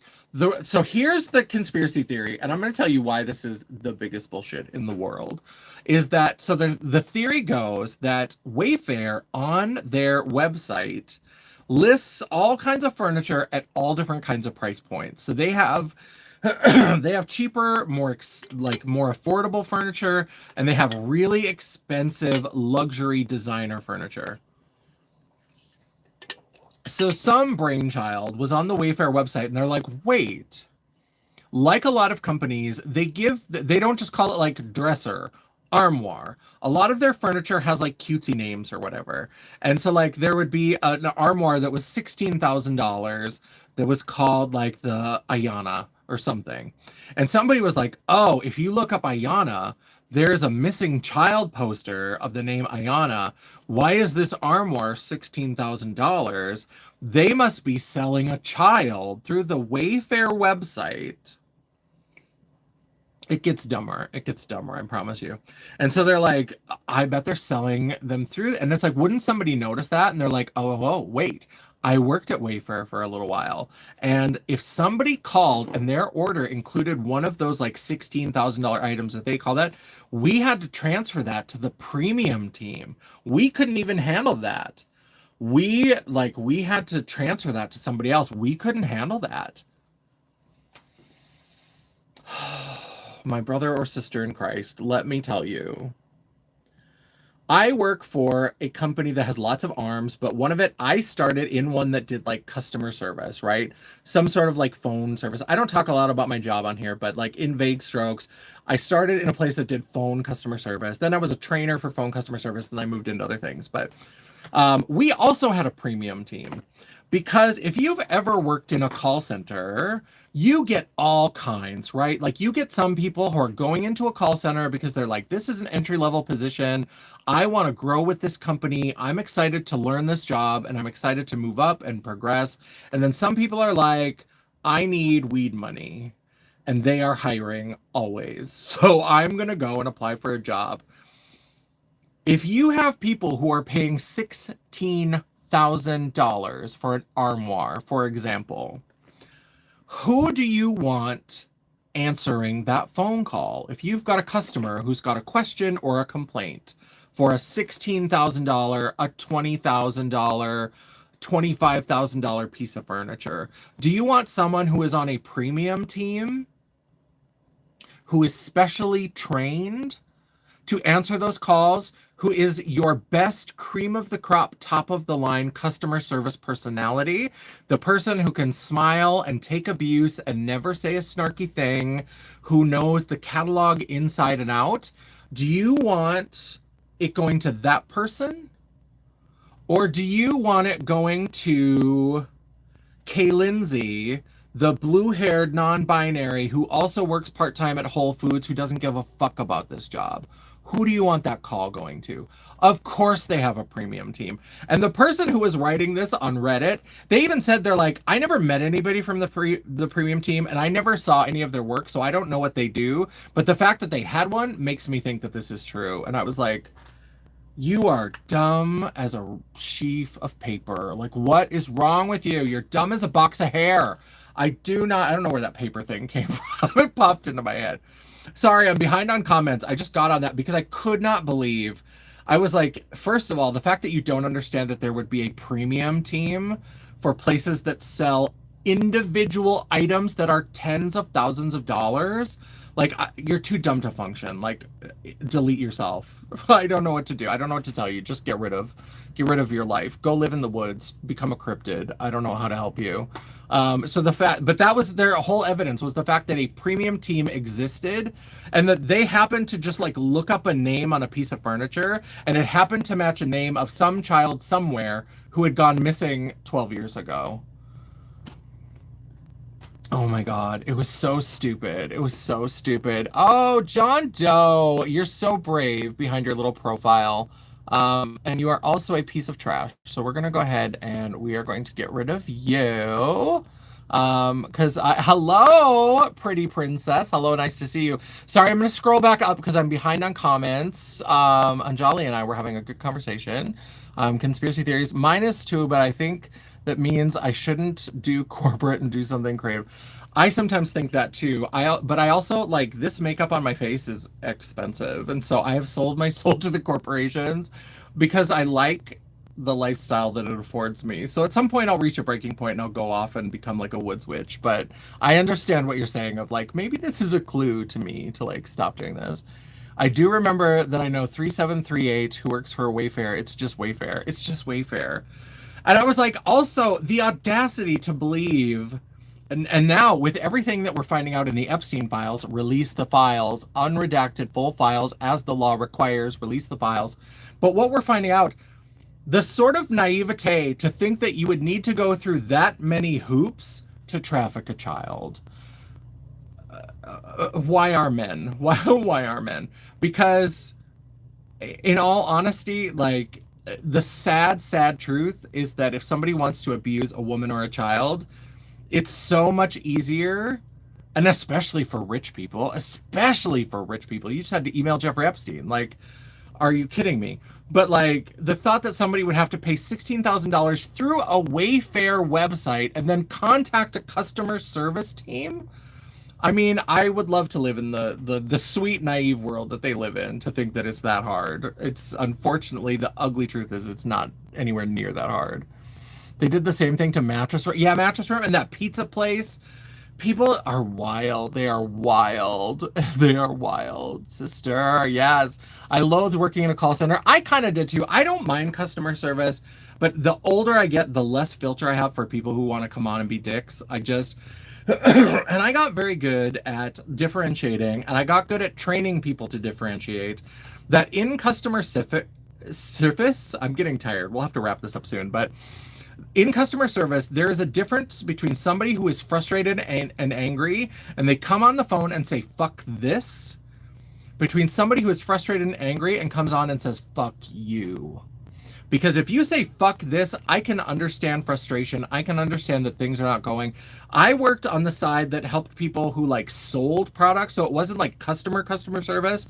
We helped people who like sold products. So anytime they called us with a problem, I understood that they were losing money. There was a problem with their business and they were losing money.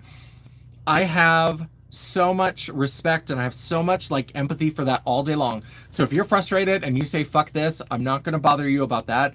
The minute you came on my telephone and you were like, fuck you, I'm like, no, fuck you. Like, and I was the person who was most likely to like bend the rules. I just wanted to help people. I wanted people to be successful.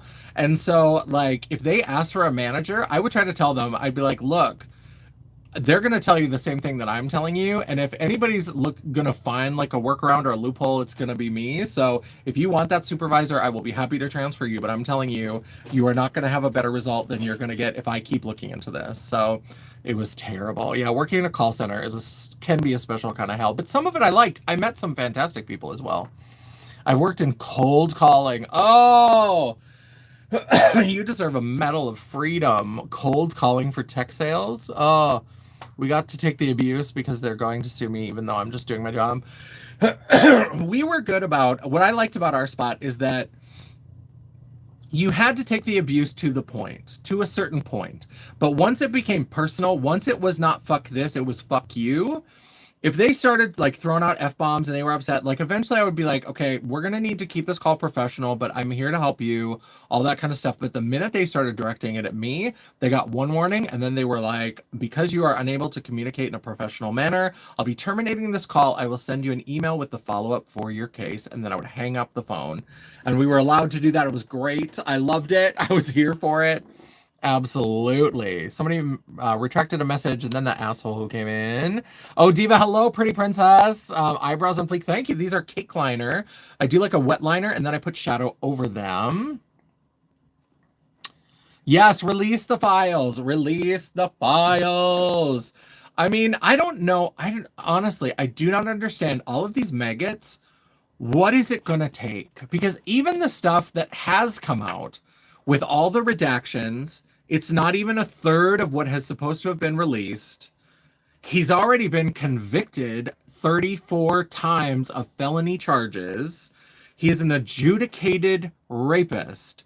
What is it gonna take for these maggots? Like, is it that hard to admit that you were wrong? Is it that hard to admit that you made a poor choice? Really? Is it really that hard? You're gonna destroy this whole country? All of those people, I mean, they're fucking around and we're all finding out, but I'm glad that they're finding out. All that's gonna get me is through the next 4 years is Schadenfreude. Is like, my life is gonna suck in a lot of ways, but you know what? Their lives are gonna suck, and I'm gonna celebrate every fucking minute of it. I am gonna celebrate every fucking minute of it. That's so say. Let's see. Once they directed it at me, I just had to keep listening. No, I hate that for you. They were going to sue my company, then sue me for harassment. Ugh, gross. Not even just him. Like, goddamn, they're so. I know. When are the Epstein files going to turn into the Epstein trials? That's what I want to know. I feel like there's enough information out there. When's it? TikTok. Well, I know it's going to happen after the midterms, like, unless he like goes full Nazi Germany and finds a way to like take that over. But they're on the road to ruin, and once they don't have all the branches of government and all that, it's going to go down real fast. It's just getting there that's tough. It's like, oh, only thing you're destroying is your face. Ha ha ha. Actually, my face is doing really, really well. I have a really good skincare routine. And for my age, my skin is actually in really good shape. Now, I am a little bit, under this makeup, I am a little bit blotchy. I tried a new product. It didn't agree with me, so it's a little bit bad. But actually, I know that my skin is looking good. I know I don't look my age. So when will this old orange get impeached? I've been asking that myself. When he doesn't have the branches of government anymore, once we get a new balance in there, well, although nobody can piss away an opportunity like a Democrat, so I will say that, but once they're no longer holding those seats, it's going to go down. It's going to go down. Hello, person. Welcome back. Nice to see you again. I'm frightened because they have too many of the Epstein involved individuals in power. Exactly. Like, as we are going through, like, there's just more and more and more people that come out, and it's like, girl, like, we really are a nation run by pedophiles right now. We are run by pedophiles. It's insane. It's insane. The Roe v. Wade, yeah, that was ridiculous. I mean, that's the problem. When people voted for Bernie Sanders, even though he wasn't on the ticket, like, now we got stuck with him the first term. He replaced all those judges. Now he's back again, and he's got a stacked Supreme Court, and he's got the two like houses of Congress. I mean, that's what happens when people don't vote. Like, I understand. I'm a Gen X. I understand that like people don't like the system. I don't always like the system, but I understand the system. And if you opt out of it, this is what happens. So. Oh, it's too much. Yes, absolutely. Born a male, die a male fact. Okay, whatever you need to believe. If that's your life journey, if you were born male and you're gonna die male, that's fine. Trans people exist, non-binary people exist. They don't need your approval to exist. So if that's your journey, I love that for you. I love that for you. You just don't have to be a cunt about it to everybody else. That's all I'm saying. Like, all these maggots who want to yell this stuff, and you think that that's a serve. Let me see. You actually might have a picture on your profile. Usually it's just those like letter profiles. Like, it's usually a blank profile. There's no information. There's no links to anything. It's like, oh, you're a brave little keyboard warrior. Won't even put a picture up here. I'm on here with my whole face. I stand behind everything I say. And if you don't like me, if you don't like trans people, if you don't like non-binary people, find the door. You don't have to watch this. I don't understand people who want to tell you how much they don't like watching you while they're fucking watching you. Like, what is the problem? You almost got there. People will come on and they'll literally say, why am I watching this? And it's like, I mean, I kind of have the same question. Why are you watching this? Like, why? Should it be run by trans folks instead? Maybe. If trans people are qualified, they should be able to have any position that they want. Here's the thing. Just because somebody is queer or just because somebody is trans doesn't mean they are a good person. We can just point to Caitlyn Jenner. Caitlyn Jenner is a fantastic example that just because somebody is from a marginalized community doesn't mean they're a good person. Caitlyn Jenner is a rancid cunt. But you know what? just because she's a rancid cunt doesn't mean that that's an excuse to dead name her, to misgender her, to not respect her pronouns, to not respect her identity. She still deserves all of that respect of her identity and who she is, but she's still a cunt, right? Like, that's the long and short of it, is that just because you're from a marginalized group doesn't mean you're not a terrible person. She is, but she still deserves to be respected for that part of her identity. Whatever they need to believe, you do you. Absolutely. Jesus loves you, bro. Seek him. I found him and I have a whole lot of religious trauma from it, and it's all a fairy tale, and I don't need Jesus anymore. I don't need Jesus, but thank you. Thank you for the concern. I'm sure it's really well-meaning. I'm sure it's really heartfelt. Yes. Fuck off, Howard. Yes, Howard, fuck off. Thanks. Thank you. I appreciate that. Yeah, I just don't understand. These people want to come on and be like, you need Jesus. And it's like, I've had Jesus. I kept the receipt. I returned it. I got store credit. I'm still shopping. I don't know what to tell you, but I don't need that again. You don't buy the same pair of shoes that hurt your feet a second time. Like, you just don't. You just don't, right? Like, you go buy a different pair of shoes. Like, people are so dumb. People are so dumb. I've also had Jesus never. Yeah, didn't need it. It did bring me a certain sort of comfort for a certain time, but I turned into kind of a weird little religious kid for a while. And then eventually, like, there were some very traumatic things related to religion. There's still some religious trauma that I'm still unpacking, and I don't need it again. I don't need it. So I have some people in my life who are very devout Christians, and if people are devout Christians and they're not assholes, I can vibe with you. They're not telling me how to live, they're not telling me how to be, and I'm not telling them how to live and not telling them how to be, and it's just, it works. Dude, hey dude, how you doing? Hey sis, how are you? Glenn Sharp, how you doing, sis? What's going on? I'm gonna go meditate and shit. Yeah, absolutely. I will take a spiritual connection over organized religion any day. Any day. Organized religion, it is corruption, and greed. Maybe at some point it was something different, although if you look at the historical record with the Crusades and all of the, like, slavery, a lot of that was, like, supported by Christians of the time. I will take a spiritual connection over organized religion any time. Why do you like dressing up like that? I love it because it's creative. I love all different kinds of theater. Sorry, I'm gonna itch my nose again. People are gonna think that's gross. I'm so sorry, but every once in a while I just get an itch I have to scratch. Why do I like dressing up like this? It's creative, it's colorful, it's fun.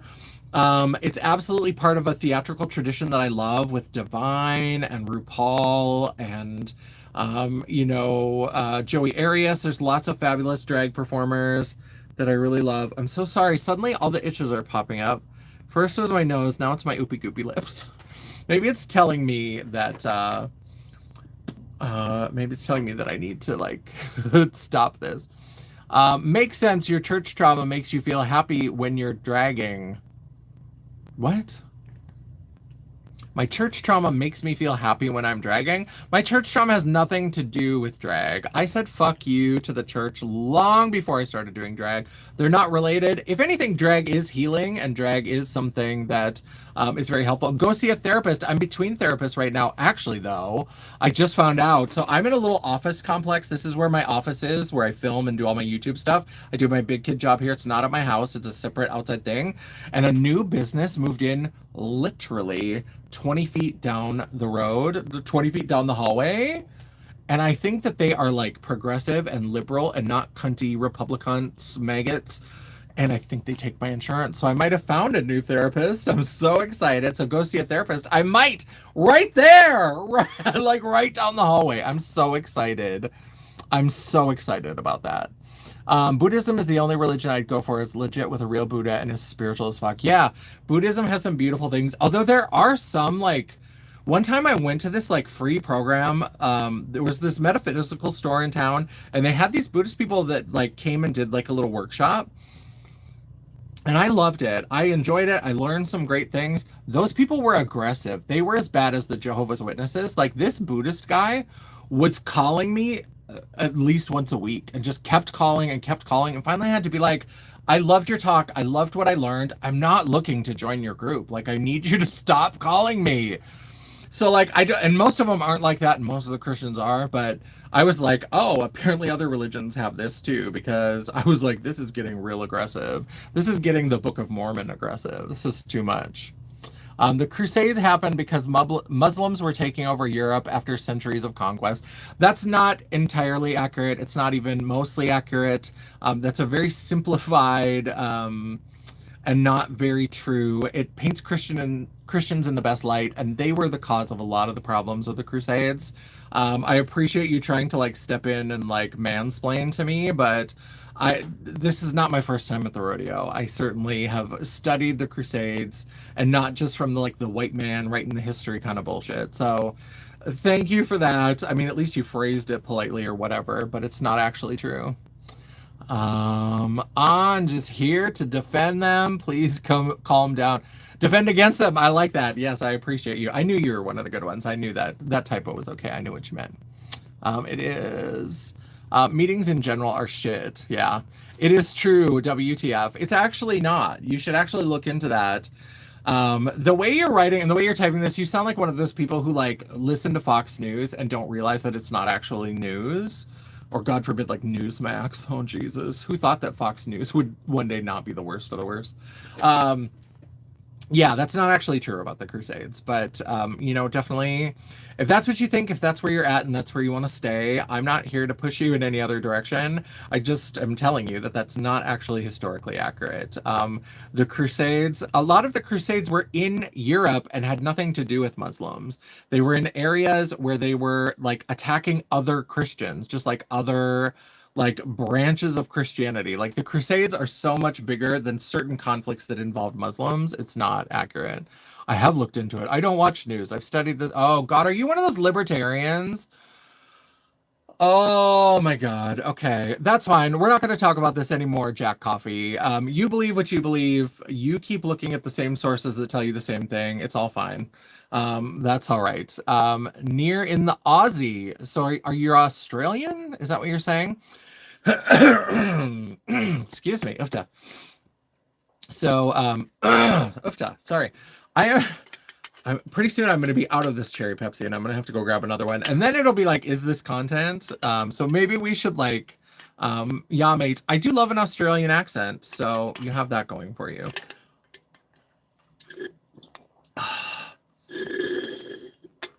We're at the bottom. I'm getting froggy. I don't like to go past 2 hours anyway. We're getting to an hour and 40 minutes, so pretty soon we'll wrap this up anyway. But this has been a fun conversation on Jolly. I'm so glad that I met you. We've had some good people come in. We've had some not so good people. We've had some, okay people like Jack Coffee. You're digging in your heels, and I just need to stress for anybody that watches this that might reread the chat, like it's not factually accurate, but so. There are maybe specific actions in the Crusades that had to do with conflicts with Muslims versus Christians in Europe, but it's not the whole Crusades by any stretch of the imagination. So I just need the people listening to know that. And in fact, YouTube is weird and sometimes doesn't show the chat, so you're going to hear my responses and not necessarily see his questions or his statements. They're not even questions. I feel like I'm in an alternate universe. Did we not say this an hour ago, or am I Delulu? We do say a lot of this. Yeah. There's something about this. Here's the thing that I love about the fact that vertical lives. So I used to do a lot of lives on my computer. Vertical lives, like if people are looking at like reels or shorts, YouTube calls them shorts. All the social media platforms are trying to be each other. So like on Instagram, they're reels, on YouTube, they're shorts. Now vertical lives will come up as you're scrolling through shorts. And so doing vertical lives actually doing vertical lives will actually let you discover more people, because people will be scrolling through and it'll switch off between like shorts and lives. And so I love it because I've been able, like on Jolly, I've been able to find people like you who are just scrolling, who maybe wouldn't have found my channel any other way. And then you just happen to like as you're going through, all of a sudden I pop up and there's something about this hooker clown face that you're like, let me stick around for a little bit. And we start talking. I love that I get to meet new people. I love that new people get to come to the channel and new people get to experience my content and just like experience my face. Because this look is eating. We haven't talked about this look for a while, but I came on live just because this look is like serving. She ate. I swear to God, my YouTube glitched. Oh no, can people still hear me? We had this happen in a live last night where it was a black screen for like 10 minutes. Oh, it is. So you heard me say that. Okay, good. I was like, oh no, I'm not on a black screen again, am I? And so, yeah, so I love that we can do that, but also because anybody could be scrolling and I may just show up on there. That's why we get the argumentative. That's why we get the ugly trolls, is because it starts to like recommend it outside of your usual circle. Excuse me, pretty girl. I do videos on makeup, on drag, on vintage toys, on horror. So my videos, that's who they show it to. They show it to people who watch, you know, smaller makeup creators on YouTube. They show it to people who watch videos on horror films. They show it to people who watch, you know, videos about vintage toys. That's who my videos go to. When I do a live, it's much freer about who shows up. And so I love that I get to meet new people, but I also know that it brings in some of the Boston. Yes, Boston loves. Oh, I'm a Days of Our Lives fan. Do you know Boston Rob? Oh, I think there's a reality person who's called Boston Rob who's not good. But sometimes they call Robert Scott Wilson, who plays Alex Kyriakis. Sometimes they call him Boston Rob. He's hot.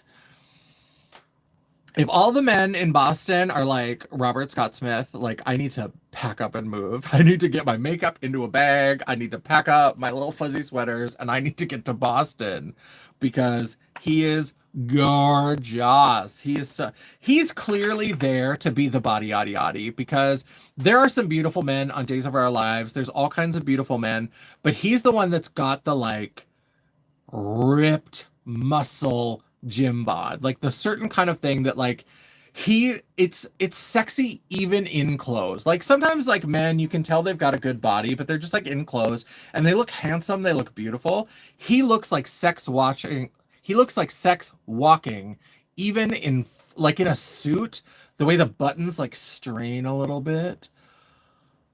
Jesus wept. He's so beautiful. He's so beautiful. Robert Scott Wilson. And every once in a while he's got this little like Boston accent that creeps in. It's so cute. My favorite on there is Paul Telfer, who's Scottish. A Scottish accent also wets the panties. But Boston Rob, he's a close second. But not the Boston Rob from reality TV. Boston Rob from Days of Our Lives. I absolutely love him. So if the men from there look like that, they're all 5'9" and white as fuck. Oh no. He looks like he might be a short king, but he's a beautiful short king. He's absolutely gorgeous. He's so gorgeous, and they love him so much at that show that, like, he used to play a character named Ben Weston, and Ben Weston got married to Sierra, and Sierra wanted to leave the show, and they were, like, one of those power couples that you can't break them up. It's not going to go well. He had been, like, a serial killer and then was, like, reformed, and she fell in love with him. So when she wanted to leave the show, then they were like, oh, well, we have to send him away because we can't have Ben here without Sierra. That doesn't make any sense. So they just wrote an entirely new character for him. I think it was a character that already existed, but they were just like, oh, okay, well, let's ship off Ben and Sierra on a boat. And now you are Alex Kyriakis. I mean, it was not long and he was back on the screens almost immediately because they were just like, he is sex on a stick. We can't get rid of that. We cannot afford to lose that. So you know what? If Ben is gone, he's just a new character. I think if that character died, they would bring on a new character. Like they're just gonna keep. They're like, your hot body just needs to be here. Because when he does a shirtless scene, I mean, it is ridiculous. It's so good, but he looks like sex even in clothes. Oh my God! They always put him in a suit. Because in a suit. Oh, he's so hot. How do you feel about Taylor from Secret Lives? Is that Secret Lives of Mormon Wives? I don't watch a lot of reality. Is that what that is? Or is it a different thing? I feel like I've heard about somebody named Taylor from Secret Lives. Because I watch sometimes like pop culture news, so sometimes it filters in, but I haven't actually watched it. I will Google it. I'll put that on my Google list. We've got Cindy Lee, and now we've got Taylor. Is Taylor hot? Would I love them? My initial thought is I go to Taylor Swift. So I'm like, is it a woman? But Taylor, Secret Lives. Okay, we're going to look that up. That's the trouble. Sometimes the really hot men, I wouldn't be surprised if it is a really hot man, because sometimes those like fundamental religious, some of them are like beardy weirdies that like clearly have never been out of the basement before. But there are some like hot fundies out there, and it makes me sad because they want to tell me about Jesus, and I just want them to like put my ankles behind my ears and make me scream for Jesus. Like, that's what I want. And they want to tell me about their wife, and I'm like, oh God, are you kidding me? Please stop. She is, but she did DV against her ex, and I did see that. Okay, that does sound familiar, because she was going to be the Bachelorette, right? She was going to be the new Bachelorette, or was she one of the contestants on a series of The Bachelor? I think, because didn't they film the whole thing and she was the Bachelorette? And then, like, this happened years ago and people knew about it. Like, aren't there producers doing background checks? But apparently they were like, oh, that was a couple years ago. Nobody cares. But then, like, video resurfaced and people have been talking about it. Is that who it is? Because I heard that story. That is fucked up. That is crazy. Hello, Ice Wallow Come Daily. Hello. Oh, I get it. Ice Wallow. Okay. Are you happy that I said your little cringy nickname? Great. Surprisingly, it's a girl. Yes, you're right. Okay, I do know who that is. Sorry, my brain was on track of like hot men. So I was just like, oh yeah, Robert Scott Wilson. Oh, so beautiful. Paul Telfer. And can I tell you, let me also tell you, I make bad choices sometimes, because I mentioned earlier in this stream, you might not have been on here, but I was dating this guy. We were in a polyamorous relationship. And what I didn't put together while we were together is that he speaks French. His mother is French. His mother, Beatrice, she is French. He speaks French. He had a French last name. His first name is French. He speaks French. I knew he spoke French. Why did I never get him to like sexy talk French to me when we were in the bedroom? Because French is a sexy sounding language. And now, like, so we dated for like 2 years. I was like, what were you thinking? What were you thinking? Why? And to realize it this much later, and then be like, I could have had somebody who's like, I don't even care what he said. Like, he was a little bit uptight sometimes, so I don't know if he would have been good at sexy talk, but I don't speak French. You could have recited your fucking grocery list to me, and as long as you didn't say oof, because I know that oof is egg. Oh, we just circled, so hopefully we're still here. As long as you don't say like oof, because I know that that's an egg. Like, you could have read your grocery list, and I would have been, oh, girl. I know Mama Champagne is going to watch this. I'm so sorry. Sometimes when we have these late night lives, it gets a little bit risque, and Mama Champagne watches it anyway. If he had spoken French to me, I would have sucked that dick on the daily. I would have been, girl, I would have eaten that ass like groceries. Are you kidding me? Are you kidding me? Oh, French. I think, like, French is not my top sexy accent, but it's up there. I think my favorite is Irish. I love an Irish accent. I just need to find me a little redheaded Irish man to talk to me with that accent and say all his little Irish phrases. Oh, I love it. Even the stupid ones. I'd rather shit in my hands and clap. I heard somebody in Ireland say that one time, but I just guffawed. Oh my God, it was so funny. You're an je m'appelle Weather. Yes, like that's it. I took it for one semester, and my problem, the reason why French didn't work for me, is that I'm not great at languages. I'm fine. I can learn the vocabulary. I can learn them. I can speak it okay. For most of them, I can start to speak it. Where it falls apart for me is the listening. And like German was hard enough. I got to a point where I could kind of follow it along. I took like 2 years of German. So like I got to a point where I could kind of follow, and then I could contribute to the conversation. In French, they talk too fucking fast. It's too fast. And then they like run words together. If the next word like starts with a vowel, they just run whatever is in front of it. And I was trying to listen and I couldn't understand. And it was my sophomore year of college, and I was going through a big depression. I was drunk all the time. So, like I said, alcoholism runs in my family. It's there, but for the grace of God. I probably should be like a stumbling drunk, but I'm just not. So all you need to do is go to the South Boston is all I'm hearing. Oh, yes, I bet there's a lot of Irish in Boston. I do need to go to Boston. I love me an Irish accent.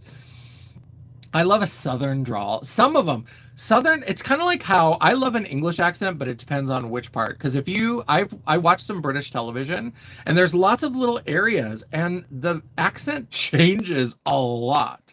And some of them are sexy, and some of them are not. That's how the South is. Because the South, like a nice Georgia Southern drawl, I do love that. Like, oh, I just need you to make me some lemonade and show me a good time. Like, I love a nice Georgia like drawl. And then there's people who talk like this, where it's a little bit sharper. That's not as sexy. It's a little bit grating on the eardrums. So I love some of them, and I don't love all of them, but I love an Irish accent. The Irish are there. They're in South Boston. Noted. Let me write down South Boston. Because I went to Ireland for a week, and let me tell you, I was on Grindr. I had to work a lot, and I was only there for 1 week, but I tried so hard. I was on Grindr. Everybody in that town, like the town like shut down at like 9 p.m. So like trying to get a dick appointment at like 10 o'clock at night after a full day of work, it hurt my heart. And then I had one free day before my flight, and I was like, I could sit in my hotel and just try to like find dick or whatever. But instead I went sightseeing and did cultural things. And so I didn't get laid from an Irishman while I was there. I was very sad.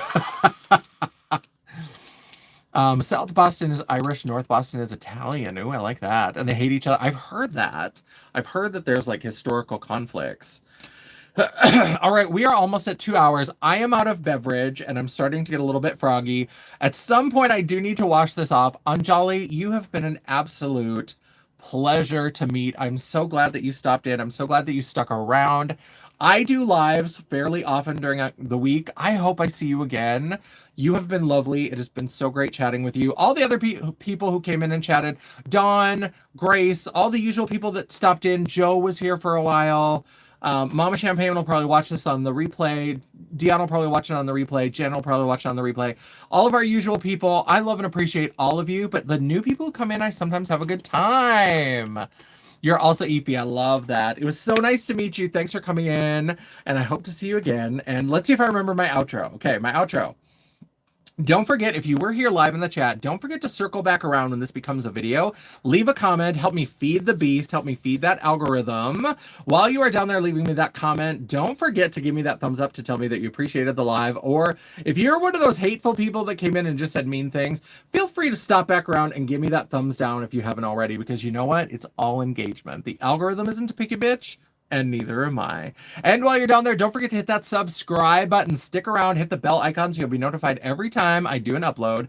I try really hard to make sure I have at least one video or live per week. And sometimes, if you're lucky, if you're very lucky, you might even get a bonus video. Ooh, late night chatterific.